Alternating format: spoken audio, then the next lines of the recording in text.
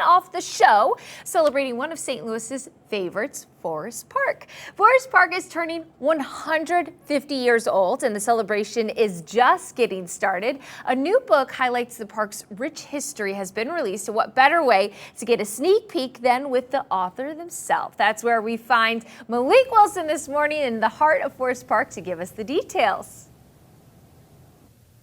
Good morning, Mary. That's absolutely right. 150 years, and it's quite iconic because we're celebrating 250 years for the USA, and I mean, just a few hundred years later, the beautiful park was brought together, and the history is all here in this book right here. Our friend Amanda Doyle, who is the author of this book, put this thing together with the deadline of 150 years on the mind, and I mean, now we're here to talk all about it. So Amanda, fill us in on this book. What's some of the specialties in the book, and what influenced you to want to write this? Well, as you mentioned, 150 years is a hard deadline. You only get one chance at that. And actually tomorrow is the day, which is really exciting.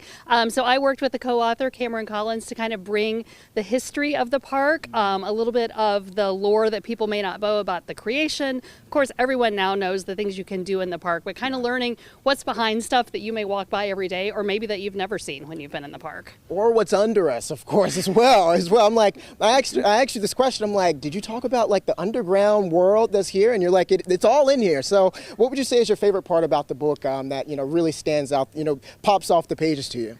Just learning about the plans for the park at the beginning. One of the surprising things that we discovered in our research was this was controversial. People thought this was in the middle of nowhere. No one would ever come to this random out of the way place.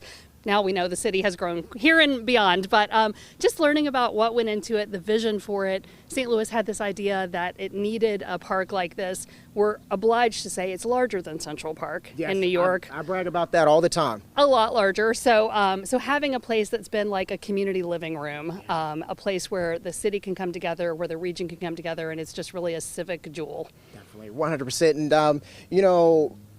how much learning and how much studying went into this book? Like, how long ago did you start the book, and how many days in the process, and how long did it take?